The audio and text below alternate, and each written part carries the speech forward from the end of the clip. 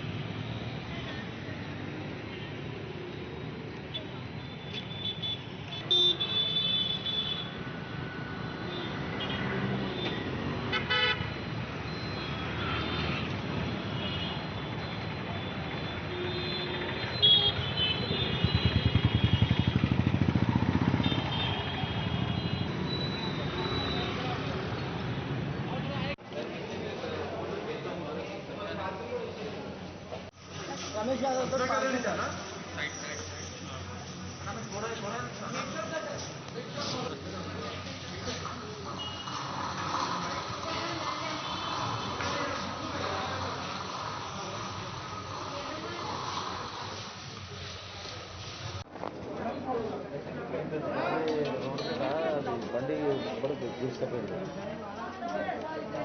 డాండి డాండి ये भाई कुछ नहीं कैमरा चलिए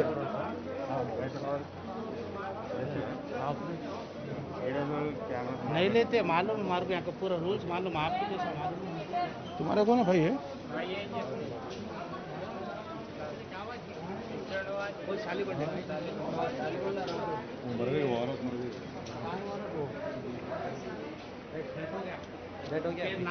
नाम बोलिए उसको। चलो मकान रहते हैं ఒక నిమిషం అయితే మా వాళ్ళు వస్తారు.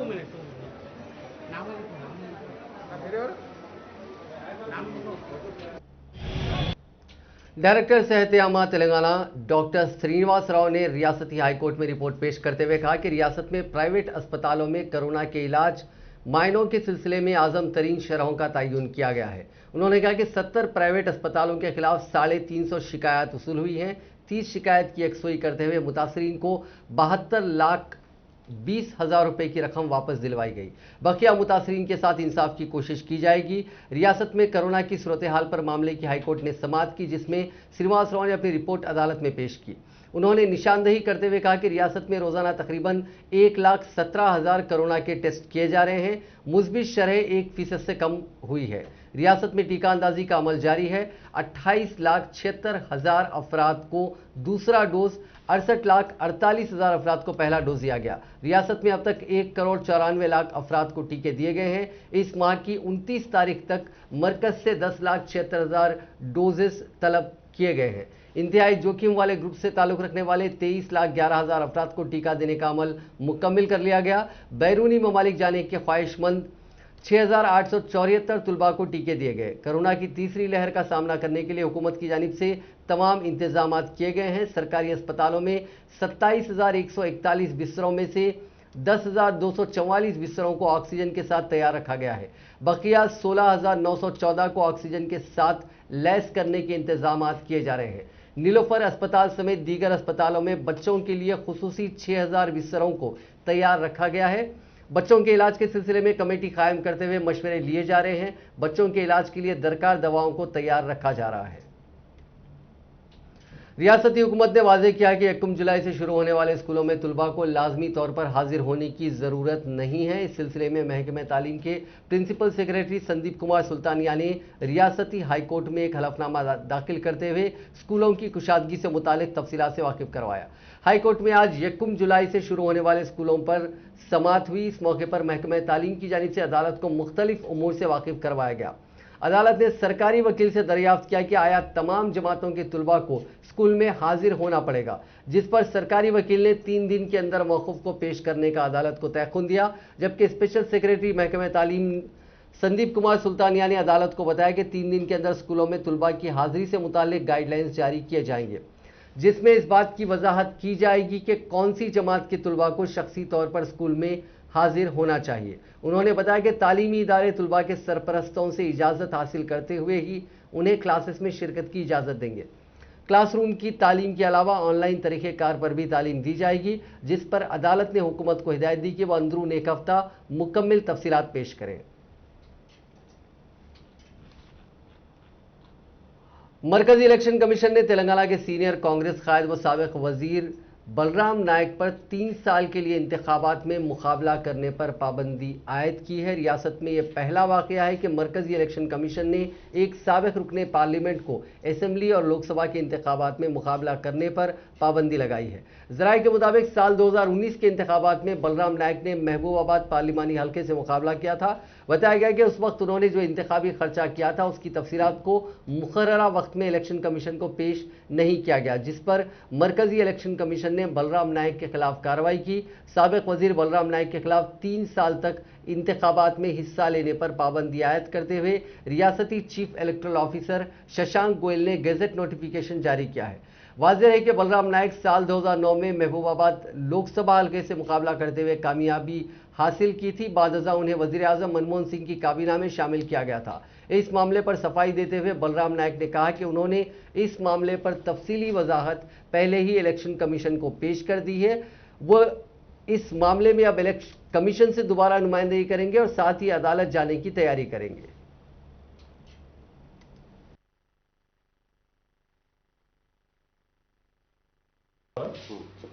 మహబూబాబాద్ నుంచి నేను పార్లమెంట్ సభ్యుడిగా పోటీ చేశాను.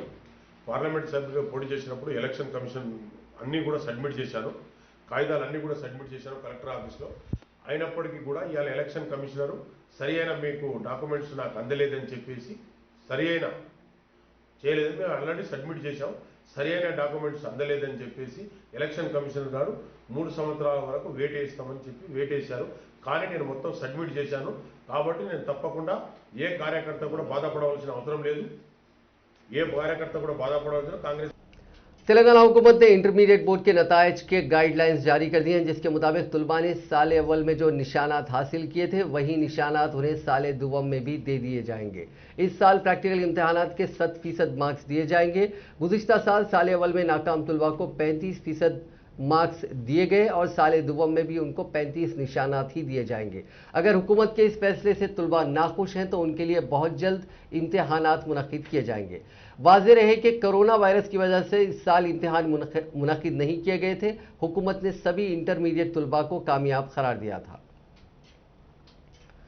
वज़ीर आला चंद्रशेखर राव इस माह की 28 तारीख को जिले कलेक्टर्स के साथ इजलास मुनक़िद करेंगे। कैंप ऑफिस प्रगति भवन में 10 बजे दिन से होने वाले इस अहम इजलास में रियासत में पल्ले प्रगति यानी गांव की तरक्की, पटना प्रगति, शहरों की तरक्की प्रोग्राम पर अमल का वज़ीर आला जायजा लेंगे। बादअज़ा ओहदेदारों को इस खुसूस में मुख्तलिफ हिदायत भी देंगे। इस इजलास में कलेक्टर्स के साथ साथ एडिशनल कलेक्टर्स, पंचायत राज, दही तरक्की महकमे जात के वुज़रा, ओहदेदार, तमाम महकमे जात के आला ओहदेदार भी शिरकत करेंगे। रियासत में गुज़िश्ता 24 घंटों के दौरान कोरोना वायरस की 1114 नए केसेस दर्ज हुए हैं और 12 अमवात हुई हैं, जिसके बाद रियासत भर में अब तक कोरोना से मुतासिर होने वालों की तादाद 6,16,688 और अमवात 3,598 तक पहुंच गई हैं। गुज़िश्ता चंद दिनों से हैदराबाद के अलावा रियासत में बाकी 32 अजला में कोरोना के केसेस में दिन ब दिन कमी देखी जा रही है। तेलंगाना में प्राइवेट हॉस्पिटल्स में कोरोना के इलाज टेस्ट के लिए हुकूमत ने मैक्सिमम रेट्स आज़म तरीन शरह मुकर्रर कर दी हैं। इस खुसूस में महकमे सेहत और तबाबत की जानिब से जियो 40 जारी किया गया है। हुकूमत की जानिब से मुकर्ररा इलाज के अखराजात की शरह इस तरह है। जनरल वार्ड्स आइसोलेशन हर दिन टेस्टों के लिए 4,000 रुपये, ICU में हर दिन 7,500 रुपये, वेंटिलेटर के साथ ICU में हर दिन के इलाज के लिए 9,000 रुपये, PPE किट की कीमत 273 रुपये से जायद नहीं होनी चाहिए, HRCT स्कैन 1995 रुपये, डिजिटल एक्सरे 1300 रुपये, ILH 1300 रुपये, डायडीमेर 300 रुपये, CRP 500 रुपये, प्रोकॉल स्टोजैन 1400 रुपये, फेरेट 400 रुपये, LDH 140 रुपये। एक ताज्जुब वाली बात यह है कि कोरोना की दूसरी लहर खत्म हो गई है, केसेस में कमी आ गई है, हज़ारों लोग अपना इलाज करवा चुके हैं और भारी रकूमात खर्च कर चुके हैं। उसके बाद हुकूमत ने ये रेट्स को लेकर एक जियो जारी किया है। हो सकता है कि ये थर्ड वेव की तैयारी हो। मुल्क भर में कोविड के मामलात में बतदरीज कमी और रियासतों की जानिब से लॉकडाउन के कवायद में नरमी के बाद हैदराबाद इंटरनेशनल एयरपोर्ट ने इस वबा के खिलाफ लड़ाई की तैयारी की है ताकि मुसाफिरीन को महफूज और आसान सफर के तजुर्बे से हमकिनार करवाया जा सके। चारशंबे को इस सिलसिले में जारी बयान में RGIA ने कहा कि कोविड के प्रोटोकॉल जैसे मास्क के इस्तेमाल, समाजी फासले के उसूलों पर अमल करते हुए इस मुश्किल घड़ी में फिजाई सफर को आसान बनाया जा रहा है। उन्होंने कहा कि एयरपोर्ट में बेदारी की अलामत लगाई गई है, साथ ही एहतियात और सैनिटाइजेशन के बारे में भी बेदारी पैदा की जा रही है ताकि हर किसी को कोविड के बारे में मालूमात हासिल हो सके। काउंटर्स पर रास्त राब्ता और हुजूम से बचने के लिए मुसाफिरीन को हिदायत दी गई है कि वो अपने सामान की घर पर ही जांच कर लें या फिर सेल्फ चेक की सहूलत से इस्तेफादा करें। Hyderabad Airport has actually facilitated air cargo despite the second pandemic, where we have facilitated the movement of vaccines, oxygen concentrators, medicines and other essentials. We believe that we will slowly see south central railway ने शहर हैदराबाद में multi modal transport system यानी MMTS खिदमात का अहिया कर दिया। South central railway के मुताबिक MMTS खिदमात 23 मार्च 2020 से दोनों जुड़वा शहर हैदराबाद और सिकंदराबाद में मुअत्तल कर दी गई थी। 121 MMTS खिदमात में से साउथ सेंट्रल रेलवे ने फिलहाल सिर्फ 10 खिदमात 10 सर्विसेज का ही आगाज किया, जबकि 1 जुलाई से मजीद 15 खिदमात की इजाजत रहेगी। उन 10 खिदमात में से 3 ट्रेनें फलकनुमा और लिंगमपल्ली के दरमियान चलाई गईं और 2 खिदमात हैदराबाद तक लिंगमपल्ली चलाई गईं। इस सिलसिले में साउथ सेंट्रल रेलवे ने ट्रेन इस्तेमाल करने वालों से अपील की है कि वो इस बात को यकीनी बनाएं कि महफूज सफर उनका हो और वो सभी कोविड के प्रोटोकॉल को फॉलो करें। रियासती हुकूमत ने नए मेडिकल और नर्सिंग कॉलेजेस के लिए अमले के तकर्रुरात की इजाज़त दे दी है। ये तकर्रुरात कॉन्ट्रैक्ट की बुनियाद पर अंजाम दिए जाएंगे। इस सिलसिले में हुकूमत ने सरकारी अहकाम जारी किए हैं। 7 मेडिकल कॉलेजेस में 2135 जायदादों और 13 नए और 2 पुराने नर्सिंग कॉलेजेस में 900 जायदादों पर तकर्रुरात पर हुकूमत ने मंजूरी दी है। ये तमाम जायदादें कॉन्ट्रैक्ट की बुनियाद पर रहेंगी। हुकूमत ने यह भी वाज़ेह कर दिया है कि मार्च 2022 तक मज़कूरा जायदादों पर तकर्रुरात होने वाले अमले की खिदमात हासिल की जाएंगी। तेलंगाना मीडिया अकेडमी के सदर नशीन अलम नारायण ने कहा है कि कोरोना से मुतासर होने वाले सहाफ़ियों को हुकूमत की जानिब से 5 करोड़ 15 लाख रुपए की माली इमदाद फराहम की गई। उन्होंने कहा कि मुल्क भर में किसी भी रियासत में कोरोना से मुतासर होने वाले सहाफ़ियों के लिए माली इमदाद फराहम नहीं की गई। सिर्फ तेलंगाना वो वाहिद रियासत है जहां कोरोना से मुतासर सहाफ़ियों की इमदाद की जा रही है। अलम नारायणा ने बताया कि कोरोना वायरस की पहली लहर के दौरान रियासत भर के 1553 सहाफ़ियों में 3 करोड़ 10 लाख 60 हज़ार रुपए की माली मदद फराहम की गई। ये तमाम सहाफ़ी कोरोना वायरस से मुतासर हुए थे। इसी तरह कोरोना से होम क्वारंटाइन 87 सहाफ़ियों में 8 लाख 70 हज़ार की इमदाद तकसीम की गई। इसी तरह कोरोना की दूसरी लहर के दौरान सिर्फ 4 माह के अंदर रियासत के 1958 सहाफ़ी कोरोना से मुतासर हुए थे, जिन्हें फीकस 10,000 रुपये माली इमदाद फराहम की गई। इसी तरह 1958 सहाफ़ियों में 1 करोड़ 85 लाख 80 हज़ार की रकम की मदद की गई। अलम नारायण ने बताया कि कोरोना की वजह से रियासत में कई सहाफ़ियों की मौत भी हुई। मरने वाले हर सहाफ़ी के हर खानदान को फीकस 2 लाख रुपए एक्सग्रेशिया अदा करने का मीडिया कमेटी ने फैसला किया है। उन्होंने कहा कि मौसूल होने वाली दरखास्तों की बुनियाद पर 1 माह के अंदर एक्सग्रेशिया की रकम तकसीम की जाएगी। वज़ीर-ए-ज़राअत सिंगिरेड्डी निरंजन रेड्डी ने कहा है कि तेलंगाना में किसानों को बिला रुकावट रैतु बंधु रकम की तकसीम का अमल जारी है। उन्होंने एक बयान में कहा कि चीफ मिनिस्टर चंद्रशेखर राव की हिदायत के मुताबिक किसानों को बगैर किसी दुश्वारी के फंड्स तकसीम किए जा रहे हैं। अब तक 59,71,000 किसानों के खातों में 6,600 करोड़ रुपए जमा हो चुके हैं। वज़ीर खेल और सेहत वी श्रीनिवास गौड़ ने कहा है कि तेलंगाना रियासत की तश्कील के बाद से ही खेलों की तरक्की और इंफ्रास्ट्रक्चर के क़याम के लिए मुख्तलिफ प्रोग्रामों का इनेकाद अमल में लाया जा रहा है। ओलंपिक्स डे तकरीबा 2021 के मौके पर तेलंगाना ओलंपिक एसोसिएशन के ज़ेर एहतमाम एक वर्चुअल इजलास से खिताब करते हुए उन्होंने कहा कि खेलों की तरक्की के एक अहम हिस्से के तौर पर रियासत के तमाम इंतखाबी हलकों में मिनी स्टेडियम्स तामीर करवाए जा रहे हैं। 50% स्टेडियम्स की तामीर मुकम्मल हो चुकी है और दीगर स्टेडियम्स की तामीर का काम जारी है, जो जल्द ही मुकम्मल कर लिया जाएगा।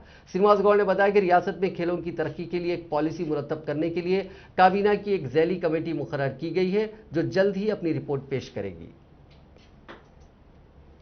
తెలంగాణ ఒలింపిక్ అసోసియేషన్ వాళ్ళు జగదీశ్వర్ యాదవ్ గారు కానీ ప్రేమ్ రాజ్ గారు కానీ ఇంకా మిగతా అకాడమీ జగన్మోహన్ గారు కానీ ఇంకా చాలా మంది అక్కడ ఉన్నటువంటి వివిధ అకాడమీలు నిర్వహిస్తున్నటువంటి వాళ్ళందరూ కూడా కోవిడ్లో కూడా కబడ్డీ, కోవిడ్లో కూడా రకరకాల క్రీడలు కొద్దిగా తక్కువ రాగానే కోవిడ్ రూల్స్ పాటిస్తూ ఈ 1 ఇయర్లో కూడా మనం అనేక కార్యక్రమాలు నిర్వహించడం జరిగింది. ఇవే కాకుండా అసలు కరోనా సమయంలో ప్రతి ఒక్క వ్యక్తి చాలా వరకు కొంతమంది తప్ప మిగతా ఫిట్గా ఉన్న వాళ్ళు ఏ డాక్టర్ దగ్గరికి వెళ్ళినా కూడా रियासती वजीर तलसनी श्रीनिवास यादव ने कहा है कि बलकम पे टेल्लम्मा कल्याणा महोत्सव तकरीबात का इनेकाद बड़े पैमाने पर किया जाएगा। उन्होंने कहा कि गुज़िश्ता साल कोरोना की वजह से तकरीबात बड़े पैमाने पर मुनक़िद नहीं हो सकी। उन्होंने कहा कि इस मरतबा वज़ीर आला चंद्रशेखर राव ने तकरीबात को बड़े पैमाने पर मुनक़िद करने की हिदायत दी है। चारशुम्बे के रोज़ वज़ीर तलसनी ने कल्याणा महोत्सव से मुतालिक इंतजामात पर मुख्तलिफ महकमों के ओहदेदारों के साथ जायज़ा इजलास मुनक़िद करते हुए तबादला ख्याल किया। इस साल 12 जुलाई से तकरीबात का इनेकाद अमल में आएगा। 13 को कल्याणम और 14 को रथ यात्रा मुनक़िद होगी। तेलंगाना पीसीसी के सदर उत्तम कुमार रेड्डी की क़यादत में कांग्रेस कायदीन के एक वफद ने डीजीपी महेंद्र रेड्डी से मुलाकात करते हुए एक दलित खातून मरियम्मा की लॉकअप डेथ की तहकीकात करवाने का मुतालबा किया। उन्होंने डीजीपी पर जोर दिया कि वो इस स्कीम की अदालती तहकीकात करवाने के इक़दाम करें और खाती पुलिस ओहदेदारों के खिलाफ कार्रवाई करें। बाद अज़ा मीडिया से बात करते हुए उत्तम कुमार रेड्डी ने कहा कि रियासत में दलितों, कबायली अफराद और गरीबों पर जुल्म का सिलसिला बढ़ते ही जा रहा है। चोरी के इल्ज़ाम में मरियम्मा को पुलिस स्टेशन में काफ़ी ज़दोकोब किया गया, जिस पर उसकी मौत हो गई। उन्होंने मरियम्मा की मौत पर उनके अरकान खानदान को इज़्गरेशा देने का भी मुतालबा किया। डीजीपी से मुलाकात करने वालों में सीएलपी लीडर भट्टी विक्रमार्का और रुकन असेंबली सीतक्का भी शामिल थी।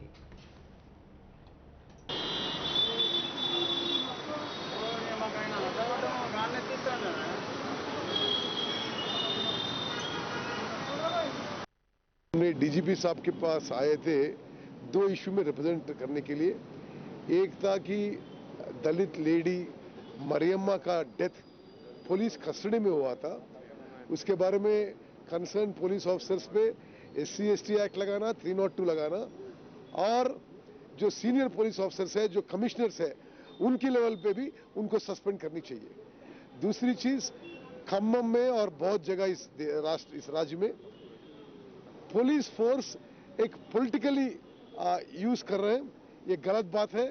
अगर ये रुकेंगे नहीं, ये कांग्रेस पार्टी लोगों के पास PD एक्ट खम्मम में हुआ है, हम इसके ऊपर प्रोटेस्ट किए हैं। अगर ये रुकेगा नहीं तो हम स्टेट वाइड एजिटेशन करना पड़ेगा। हमने डीजीपी साहब के पास आए थे 2 इशू में रिप्रेजेंट।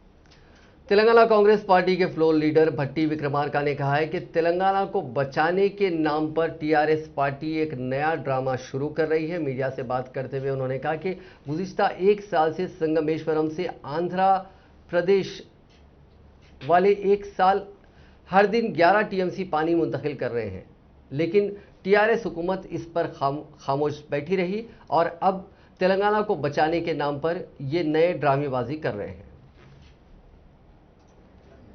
పర్ డే 3 టీఎంసీ తీసుకొని పోయే నీళ్లు పోతిరెడ్డి పాడ్ హెడ్ రెగ్యులేటర్ ని మళ్ళీ దాని కెపాసిటీ పెంచుతూ 80,000 క్యూసిక్స్ పర్ డే తీసుకొని పోయేది. సో మొత్తం కలిపి పర్ డే ఒక 10 to 11 టీఎంసీ నీళ్లు పోయేటట్టుగా వాళ్ళు ప్లాన్ చేసుకొని తీసుకొని పోతున్నారు. స్వామి, మనం రాష్ట్రం తెచ్చుకున్నదే ఈ నదిలో నీళ్లను కాపాడుకోవటం కోసమే.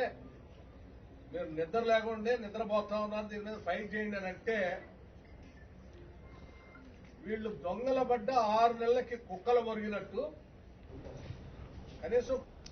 सीनियर कांग्रेस लीडर पोन्नला लक्ष्मैया ने वज़ीर आला चंद्रशेखर राव को मशवरा दिया कि अगर वो रियासत तेलंगाना की तरक्की के लिए संजीदा हैं तो फौरी असेंबली का इजलास तलब करते हुए एक मुत्तफ़िका करारदाद मंजूर करें और मरकजी हुकूमत से आंध्र प्रदेश के गैर कानूनी आबपाशी प्रोजेक्ट्स पर मुदाखलत करने का मुतालबा करें। उन्होंने कहा कि एक कुल जमाती वफद के साथ वज़ीर आला, सदर जमहूरिया, वज़ीर आज़म और सेंट्रल वाटर कमीशन से नुमाइंदगी करते हुए तेलंगाना के पानी पर हक की हिफाजत के इक़दाम करें। आंध्रा गवर्नमेंट RDS, पोतिरेड्डीपाडु, संगमेश्वरा, इसके बारे में बात करें। 9 महीने से उन्होंने चुप बैठे हैं। आंध्रा गवर्नमेंट असेंबली में ये प्रोजेक्ट के बारे में जीओस निकाल के बताया गया है ऑलमोस्ट 1 साल पहले। जब से फार्म हाउस में सो रहा था, अभी तक बात नहीं करा, खाली एक लेटर भेज दिया। और 1 साल के बाद अभी बहुत शोर मचा रहा। हाँ, वो चोर लोग है, ये है बोल के। उनके मंत्रीगण, मंत्रिमंडली members, they started talking against Andhra. ये खाली बातों से क्या होता है? पूरे अपोजिशन को, लीडर्स को दिल्ली लेके जाना, प्रेसिडेंट से मिलना, प्राइम मिनिस्टर से मिलना, सेंट्रल वाटर कमीशन से मिलना और कंसर्न्ड मंत्री वाटर रिसोर्सेस मिलना, तेलंगाना जो हक है वो निभाना पड़ेगा, सेव करना पड़ेगा। ये नहीं कर रहा। इधर अभी शुरू किया चिल्लाना, उधर वो लोग इनके ऊपर चिल्ला रहे। इधर यहाँ से चिल्लाए तो क्या होता? वो आंध्रा वाले क्या समझते? वो हमारा मुख्यमंत्री, हमारा गवर्नमेंट हमारे फायदे के लिए कुछ कर रहा, तो उसको वोट मिलना। और इधर अरे सीएम तो केसीआर तो बहुत चिल्ला रहे ना, तो हाँ तेलंगाना का इंटरेस्ट में बात कर रहा। क्या ये ड्रामा समझ में नहीं आता क्या? ये सेंटिमेंट से कितने दिन चलाएंगे आप? नहीं चलाएंगे। सो ये बहुत बुरी बात है। तो पूरे चर्चा पे आइए, तो अपोजिशन टीम को डेलीगेशन लेके जाओ, पहले असेंबली अपोजिशन मीटिंग कराइए, उसके बाद दिल्ली डेलीगेशन लेके जाइए।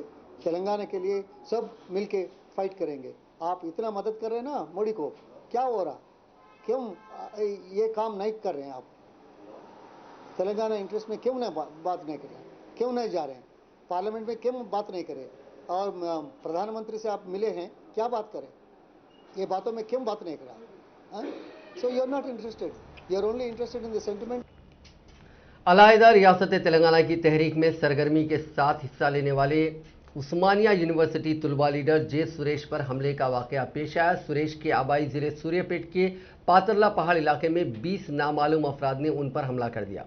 इस वाकये में सुरेश, उसका भाई महेश और बाज दीगर गांव वाले जख्मी हो गए। आत्मकोर एस मंडल के पातरला पहाड़ के रहने वाले सुरेश यादव देहात में यात्रा में शिरकत के बाद वापस हो रहे थे कि मंदिर के करीब उन पर नामालूम अफराद ने यह हमला किया। साथ ही उनके भाई और बाज मकामी अफराद पर भी यह हमला किया गया। जख्मी सुरेश और महेश को इलाज के लिए फौरी तौर पर सूर्यापेट के सरकारी अस्पताल मुंतकिल किया गया, जहां से उनको प्राइवेट हॉस्पिटल ले जाया गया। सुरेश ने हाल ही में हुजूराबाद पहुंचकर साबिक वजीर ईटला राजेंद्र, जिन्होंने बीजेपी में शमूलियत इख्तियार की थी, उनसे मुलाकात करते हुए यगानिगत का इजहार किया था। उन्होंने यकीन दहानी करवाई थी कि उस्मानिया यूनिवर्सिटी के तुलबा की हिमायत उनको हासिल है। उन्होंने वादा किया था कि वो ईटला राजेंद्र की तरफ से इंतखाबी मुहिम चलाएंगे। इस वाक़े के अंदरून 2 रोज सुरेश पर हमला किया गया। बीजेपी के रियासती सदर बंडी संजय कुमार ने उस्मानिया यूनिवर्सिटी के स्टूडेंट लीडर सुरेश यादव की अयादत की, जिन पर गुज़िश्ता रोज जानलेवा हमला हुआ था और वो शहर के इंदिरा पार्क के करीब एक खानगी हॉस्पिटल में जेर इलाज है। सुरेश की अयादत के बाद मीडिया से बात करते हुए बंडी संजय ने कहा कि तेलंगाना की अलहदगी के मुतालबे में उस्मानिया यूनिवर्सिटी ने अहम रोल अदा किया था। खास तौर पर यूनिवर्सिटी के तुलबा की कुर्बानियों की वजह से ही तेलंगाना की तश्कील अमल में आई। आज उसी यूनिवर्सिटी के तुलबा को जानलेवा हमले हो रहे हैं। స్థితిలో రాష్ట్ర ముఖ్యమంత్రి లేడు, ప్రభుత్వం లేదు. అంతకుముందు దాడి చేశారు, నిన్న మళ్ళా దాడి చేశారు. పరిదగించి రోడ్ల మీద దాడి చేస్తుంటే ఇవాళ అధికారంలో పార్టీ శాంతి భద్రతను కాపాడాలి. శాంతి భద్రతను కాపాడాల్సిన అధికార పార్టీ శాంతి భద్రత సమస్యలు సృష్టిస్తే जनसंघ कायम करने वाले श्याम प्रसाद मुखर्जी की यौम पैदाइश के मौके पर तेलंगाना बीजेपी ने खिराज पेश किया। पार्टी दफ्तर में मुनक्किदा तकरीब में सदर बीजेपी बंडी संजय और पार्टी के कायदी ने उनकी तस्वीर पर फूलमाला चढ़ाकर खिराज पेश किया। इस मौके पर बीजेपी सदर बंडी संजय ने कहा कि श्याम प्रसाद मुखर्जी से तरकीब लेते हुए नौजवान मुल्क के लिए काम करने के लिए आगे आ रहे हैं। उन्होंने कहा कि जनसंघ कायम करते हुए 3 पार्लियामेंट की सीटों पर कामयाबी हासिल की गई थी। आर्टिकल 370 को मनसूख करने की आवाज़ उठाने वाले श्याम प्रसाद मुखर्जी ही थे। इस मुल्क में 2 झंडे की मुखालिफत करते हुए उन्होंने जद्दोजहद की थी। ఎక్కడ వెనుకడు చేయకుండా ఒక వ్యక్తి ఒక శక్తిగా మారితే ఏ విధంగా ఈ దేశాన్ని శాసించగలుగుతామని చెప్పి అటువంటి స్థానానికి ఎదిగిన వ్యక్తి శ్యామప్రసాద్ ముఖర్జీ. అప్పుడున్న పరిస్థితుల్లో ఒక రాజకీయ పార్టీని తప్పకుండా ప్రారంభించాల్సిందే. ఒక జాతీయవాద భావజాలంతో ఈ దేశానికి ఒక స్ఫూర్తిని అందించాల్సిందే, దేశాన్ని కాపాడాల్సిందని భారత साबिक वजीर व बीजेपी कायद ईटला राजेंद्र ने कहा है कि उनके इस्तीफे को मिनटों में कबूल कर लिया गया और इस्तीफा पेश करने के सिर्फ आधे घंटे के अंदर गेजेट भी जारी कर दिया गया। इससे ये वाज़ेह होता है कि चंद्रशेखर राव हुकूमत उनसे बहुत खायफ है और हुकूमत ये नहीं चाहती कि असेंबली में उनकी नुमाइंदगी बाकी रहे, क्योंकि वो हुकूमत की गलत पॉलिसियों और धांधलियों का असेंबली में बेनकाब करने वाले हैं। हुजूराबाद असेंबली हल्के के एलंदा कुंटा में बीजेपी कारकुनों के साथ एक इजलास मुनक्किद करते हुए राजेंद्र ने कहा कि उन्होंने 1 इंच जमीन पर भी कब्जा नहीं किया और ना ही उनके कब्जे में दूसरों की जमीन है। अगर साबित होने पर वो अपनी नाक जमीन पर रगड़ने के लिए तैयार है।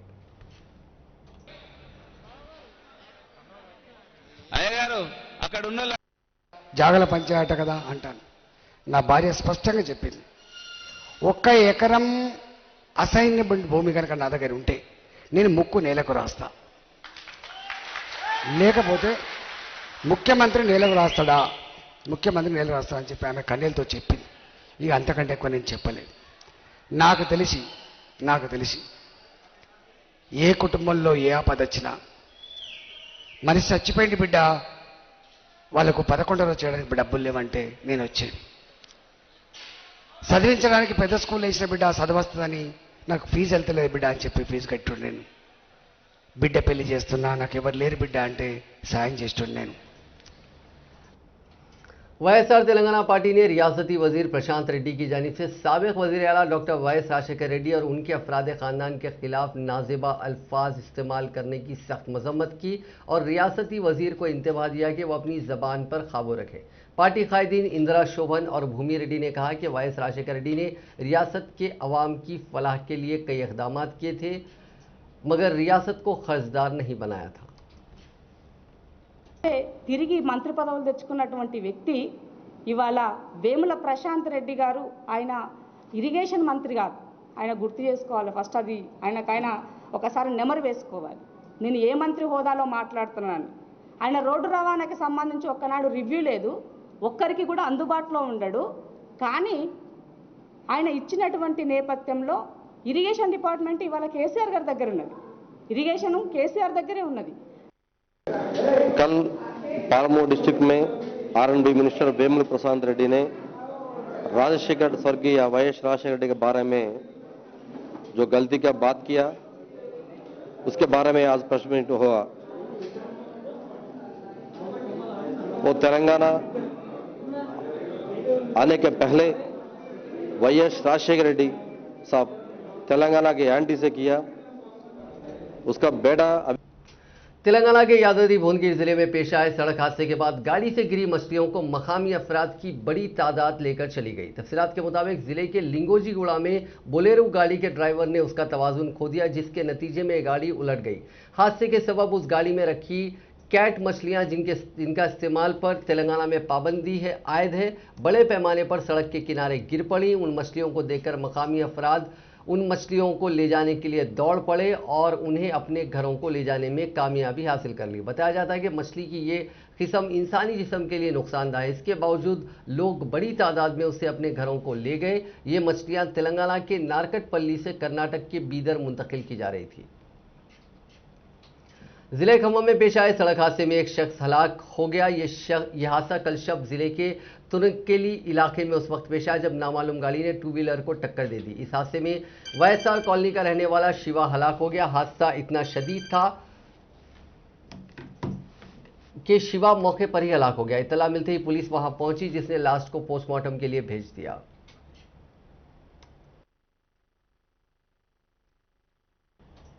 मायूसी के आलम में एक ही खानदान के 4 अफराद ने खुदकुशी कर ली। ये वाक़या आंध्र प्रदेश के जिले कर्नूल में पेश आया। पुलिस ने कहा कि जिले के वड्डेगिरी इलाके में टीवी मैकेनिक ने अपने बीवी और 14 साल की बेटी और 17 साल के बेटे के साथ कल शब जहर पीकर खुदकुशी कर ली।